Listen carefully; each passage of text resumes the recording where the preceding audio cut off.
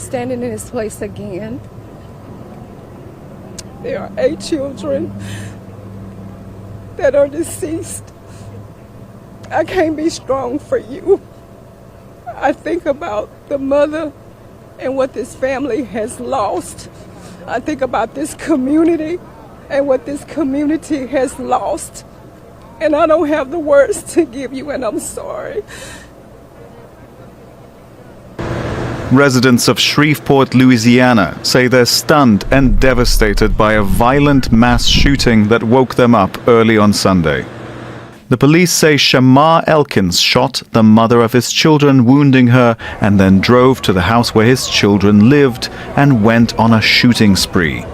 He killed 7 of his own children, another child, and wounded another woman. The city of Shreveport woke up to a nightmare on Sunday morning. We have covered a lot of sad stories on this channel, but this one is different. This is the most brutal, the most gut-wrenching, the most sickening tragedy I have ever had to put into words.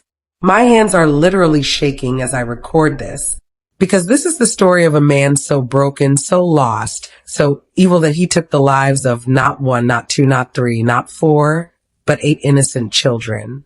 And 7 of them were his own flesh and blood. Let me ask you something. What in the world goes through a person's head to carry out something like this? What kind of animal? No, I'm sorry. What kind of human being could walk into a house full of sleeping babies and put bullets in their heads? One of those children was so terrified that they climbed onto a roof to get away. They almost made it. Almost. But the shooter followed. And that little body stayed up there on that cold roof until the police arrived hours later. If you are listening to me right now, you are tuned into True Crime Unraveled. I need you to hang on tight because I am about to walk you through the most horrific story you have ever heard in your life. The killer's name is Shamar Elkins. And before this is over, I promise you, you will never forget the names of his victims. Before I go any further, I want to take a moment to talk to you, the people who make this channel what it is. We read every single comment, every single one, on YouTube, on Facebook, on Instagram, where we go by True Crime Unraveled TV. You all have been showing up, sharing your hearts, and honoring the victims. Keep those comments coming. They matter. And if you are new here, do me a favor. Hit that subscribe button. Turn on the notification bell. Because stories like this need to be heard. And I need you with me for every single one. Here is the angle that no one else is talking about. Shamar Elkins told us exactly what he was planning to do. He didn't hide it. He didn't keep it a secret. He posted it on social media. He said it out loud to his family. And all of us, we looked the other way. We told him to pray. We told him to be strong. We told him that his demons would pass. But they didn't pass. They grew. And 10 days after his final cry for help, 8 children were dead. Let me take you back to April 9th, 2026. 10 days before the massacre. Shamar Elkins sat down, probably alone, probably late at night, and he typed out a prayer. Not a casual God bless post. This was a desperate, raw, bleeding confession. He wrote, "When depression tries to settle in, when anger rises, when anxiety or panic comes, give me the awareness to recognize what is not from you and the strength to reject it immediately." Read that again. He knew depression was settling in. He knew anger was rising. He knew anxiety was taking over. And his solution was to pray. Not to call a doctor. Not to check himself into a hospital. Not to hand over his guns. Just to pray. And we, his friends, his followers, his family, we hit the like button. We typed amen. And we kept scrolling. That is not judgment. That is a fact. Because I would have done the same thing. We all would have. But that is exactly why this tragedy happened. We don't know how to spot a real cry for help when it's dressed up in religious language. We don't know how to say, put down your phone and go to the ER. And because of that, 8 children paid the price. So let me tell you about the man behind the prayer. Shamar Elkins was 31 years old, born and raised in Shreveport, Louisiana. For 7 years, from 2013 to 2020, he served in the Louisiana Army National Guard. He never saw combat. He never deployed overseas. But he wore that uniform, and to the people in his neighborhood, that meant something. It meant he was a man of discipline, a man who could be trusted. But behind that uniform, there were cracks, deep ones. In 2019, Elkins got into a road rage incident. He pulled a 9mm handgun from his waistband and fired 5 shots at a car that was speeding away. Here is the part that should have ended his freedom. That shooting happened just 300 feet from a high school. Children were outside playing.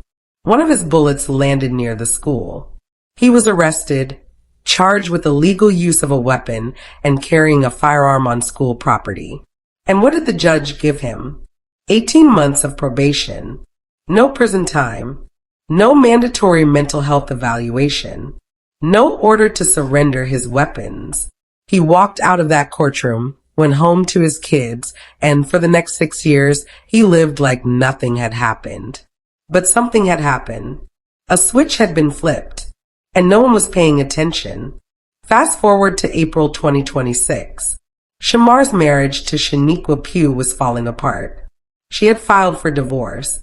The court date was set for Monday, April 20th, the day after the shooting. That is not a coincidence. That is a trigger. Anyone who has been through a nasty breakup knows how it eats at you. But for a man with a history of violence and untreated mental illness, a divorce filing is like lighting a fuse. Shamar called his mother, Mahalia, and his stepfather, Marcus Jackson. He told them about the divorce, and then he said something that should have made them call 911 immediately. He said he wanted to kill himself. He said he was drowning in dark thoughts. His stepfather tried to cheer him up. He said, "You can get through this if you stay tough." And Shamar replied, and I want you to hear these words, "Some people don't come back from their demons." That is not a figure of speech. That is a suicide note delivered out loud. But what did his family do? They probably hugged him, probably told him to pray, probably said, "It'll look better in the morning." And then they went to bed, because that is what families do. They hope. But hope is not a safety plan. And by the time the sun came up, it was too late. Now I am going to walk you through the morning of April 19th, 2026, minute by minute. This timeline comes directly from Shreveport Police, and it will turn your stomach. 5:55 a.m. The first 911 call comes in. A person on West 79th Street says they are on top of a house. There is a disturbance inside. Someone has been shot. 5:58 a.m. A second caller says the shooter is a relative. 5:59 a.m. The caller drops the news. He has shot everyone inside. There are 9 people in this house. 6:10 a.m. Police connect the 2 scenes. Same shooter. 2 locations. 6:15 a.m. Officers learn that Elkins has carjacked a red Kia Sportage near the first house. 6:25 a.m. Officers find the 2 women who were shot on Harrison Street. One is Elkins's wife, Shaniqua, shot in the head and stomach. The other is his girlfriend, Christina Snow, shot in the head. Both are barely alive. They will survive, but they will carry those bullets and those memories forever. About 5:55 a.m. on Sunday morning, Shreveport Police received the first call regarding a disturbance at a residence in the 300 block of West 79th Street. The caller stated that they were on top of a house. The suspect was inside and that a male had been shot. 3 minutes later at 5:58, dispatch received an additional call indicating the suspect was a relative of the caller. A minute later, 5:59 a.m., dispatch was advised that approximately 9 individuals resided at the location. The caller further stated that the suspect, identified as Shamar Elkins, had shot everyone inside the home. At 6:00 a.m., 1 minute later, the caller advised that she and her children had fled from the roof and were now in the backyard. 6:01 a.m., officers arrived on the scene. 6:03, officers made contact with the caller at the residence. At 6:05 approximately, officers requested the Shreveport Fire Department to stage at a nearby location close to Linwood. 6:07 a.m., a second call was received regarding a shooting in the 500 block of Harrison Street. The caller stated that her boyfriend had shot her, taken her 3 children, and fled the scene. 6:08 a.m., the victim identified the suspect as Shamar Elkins. At 6:10, dispatch linked the Harrison Street shooting with the shooting on West 79th Street and that they all were related. At 6:15, officers received information that the suspect had carjacked a red Kia Sportage at West 79th, closest to Linwood. At 6:17 a.m., our traffic units out on random patrol encountered or observed that particular vehicle traveling southbound on Interstate 49. The officers advised at 6:18 that they were crossing the Red River Bridge into Bossier City. At 6:20, officers received information that the children taken from the Harrison Street residence may be inside of the fleeing vehicle. 6:23 a.m., officers advised that they were exiting near Swan Lake area. 6:25 a.m. approximately, officers located the injured victims from the Harrison Street shooting.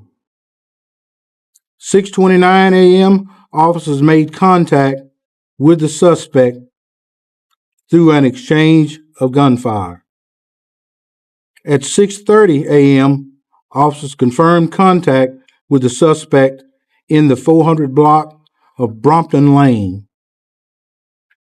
6:40 a.m., officers advised that the suspect vehicle was empty and no children were located inside.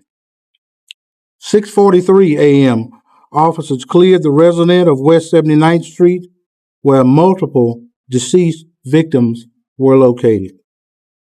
7:03 a.m., Shamar Elkins was pronounced deceased at the scene on Brompton Lane. 7:14 a.m., the Shreveport Police Department contacted the Louisiana State Police Investigative Division, and they began their deployment to the Bossier City address to begin to investigate the officer-involved shooting. Now, here's what happened at that house on Brompton Lane. The shooter did not die from police bullets. He died by his own hand. He drove to the home of a man he called Uncle, a former military officer who had mentored him for years. That uncle opened the door. Elkins was standing there with a short-barrel AR carbine. They talked for less than a minute, and then Elkins put the barrel in his own mouth and pulled the trigger. The police, hearing the shot and seeing the weapon, opened fire. But the coroner confirmed that the self-inflicted wound was the one that killed him. He ran to the only father figure he had left, and he blew his own brains out on the front porch. Here is a Facebook post that will send a chill straight down your spine. His adopted Uncle Michael Mance wrote these words and I want you to listen closely. Yes, everyone, that is my house on the national news. The mass murder incident that happened early this morning of 8 innocent baby children in Cedar Grove, Shreveport, Louisiana, ended at my house in Bossier City. The suspect was a former young soldier of mine, and I have known him since he was a child. He called me uncle as I helped raise him without a father present. This man, this uncle, had no involvement in the actual killings. But when the shooter finished his rampage, where did he go? He didn't run to Mexico. He didn't hide in the woods. He drove straight to the one man he thought would keep him safe. His adopted uncle. His former commanding officer. The man who had talked to him just the day before about a divorce that was tearing him apart. The uncle said, and I quote, "I didn't pick up any indicators of murder or suicide. And I should have. I was totally unaware of all the events taking place this morning when my cameras suddenly activated. There was activity in my doorway. I went and heard his voice, my nephew, and then opened the door unknowingly. And he was standing there with his short-barrel AR carbine.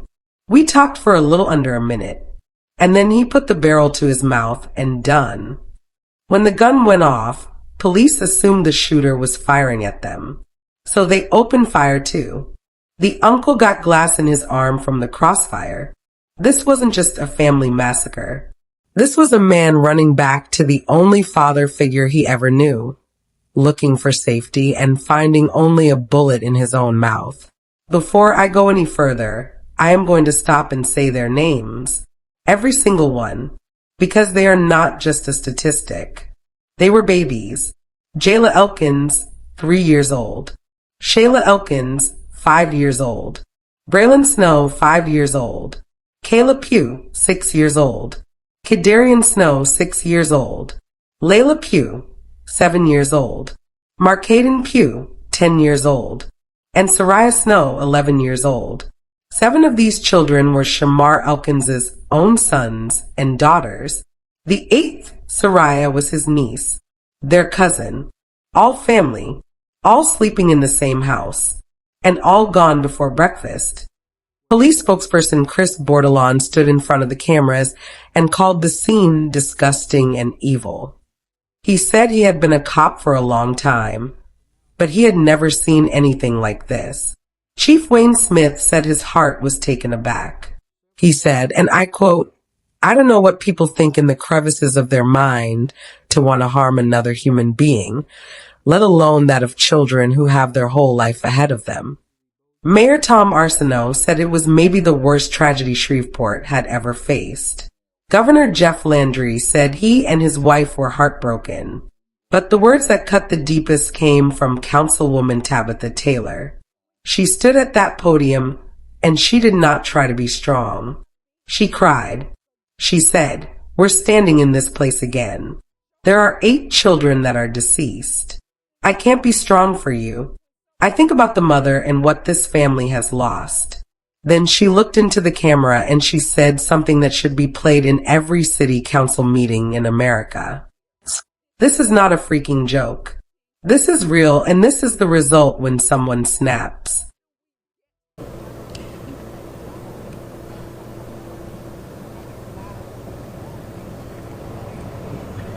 We're standing in this place again. There are 8 children that are deceased. I can't be strong for you. I think about the mother and what this family has lost. I think about this community and what this community has lost. And I don't have the words to give you, and I'm sorry.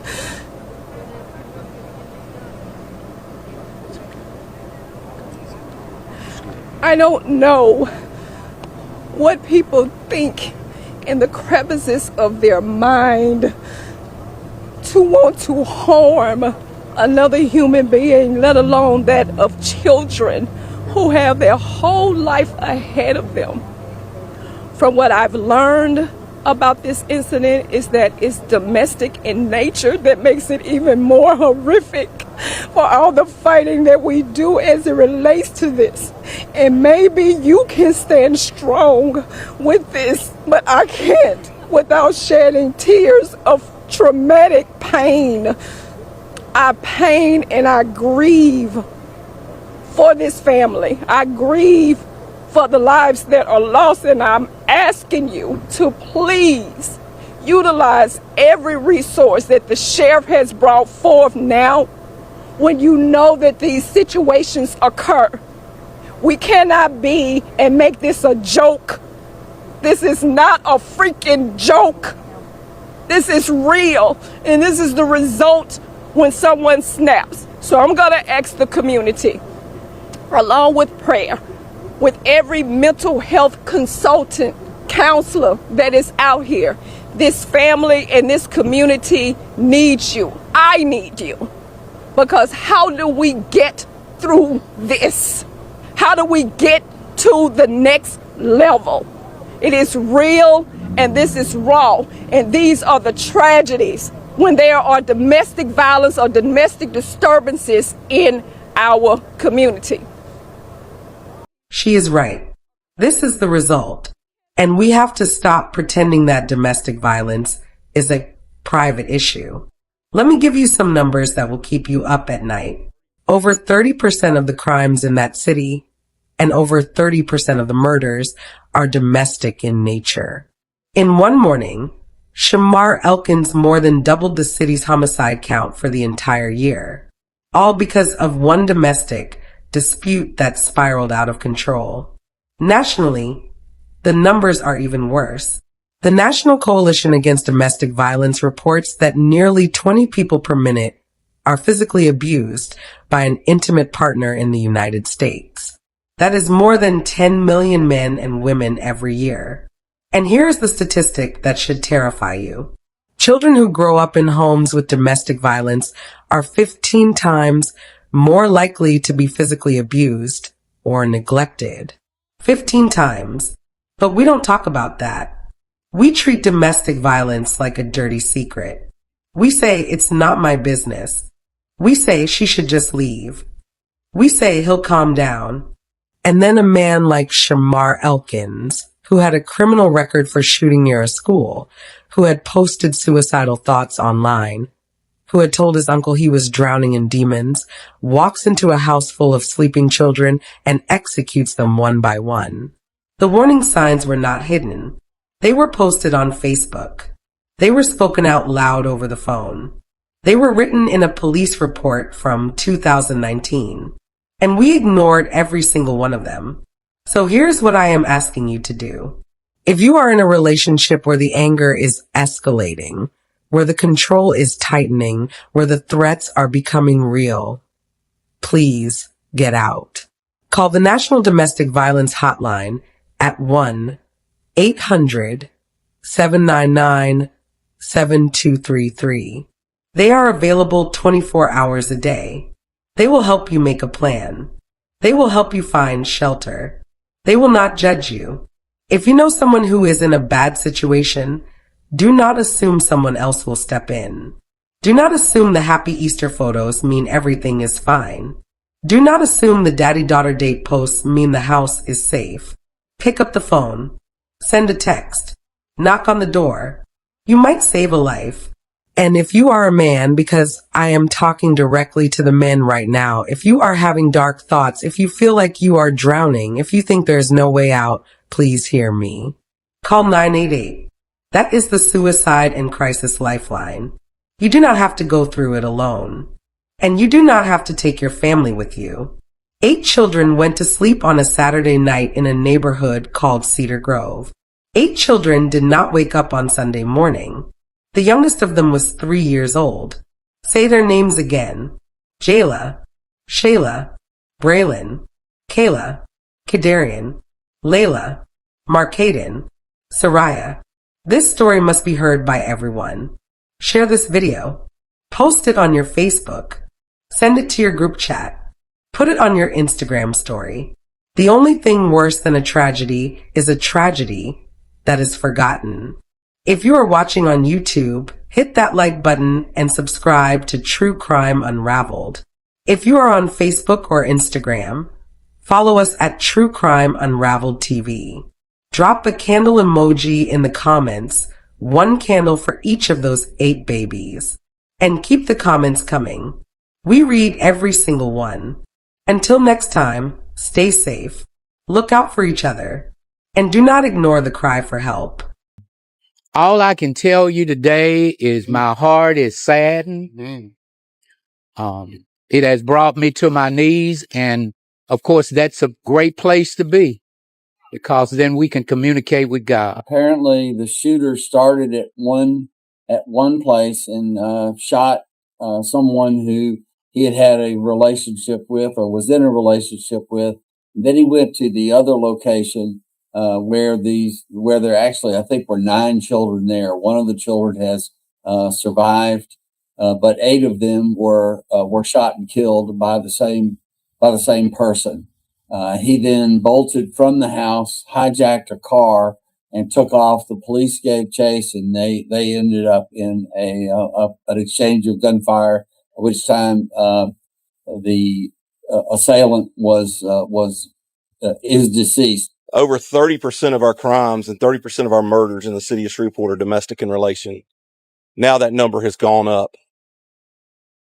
We've more than doubled our homicides in the city of Shreveport because of one act of domestic violence. We as a community, black, white, Republican, Democrat, need to stand together and fight for what is right. This is nothing but pure evil. We can have 100 new police cars. We can have a brand new, beautiful, multi-million-dollar police substation right up the road.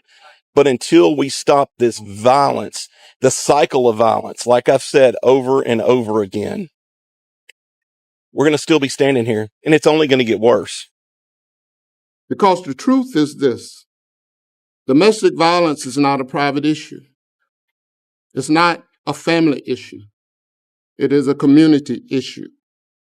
And when we fail to respond in a coordinated, consistent, and compassionate way, people die. This tragedy is a painful reminder that we cannot afford to work in silos. We cannot afford to wait until the next crisis. We cannot afford to treat domestic violence as an afterthought. We must ensure that every victim, every mother, every father, every child has access to safety, support, and intervention before the violence escalates. So today, I'm calling on every leader in this parish to join us in building a fully coordinated, community-wide response to domestic violence. Well, I was born and raised in Cedar Grove, so that was the neighborhood I grew up in. So I get it, and I just want to, it don't even have to be Cedar Grove. It can be Cooper Road, Allendale, Lakeside. All communities, all neighborhoods should feel the tragic of today. Now I'm asking you to please utilize every resource that the sheriff has brought forth now when you know that these situations occur. We cannot be and make this a joke. This is not a freaking joke. This is real, and this is the result when someone snaps. So I'm going to ask the community, along with prayer, with every mental health consultant, counselor that is out here, this family and this community needs you. I need you. Because how do we get through this? How do we get to the next level? It is real, and this is raw. And these are the tragedies when there are domestic violence or domestic disturbances in our community.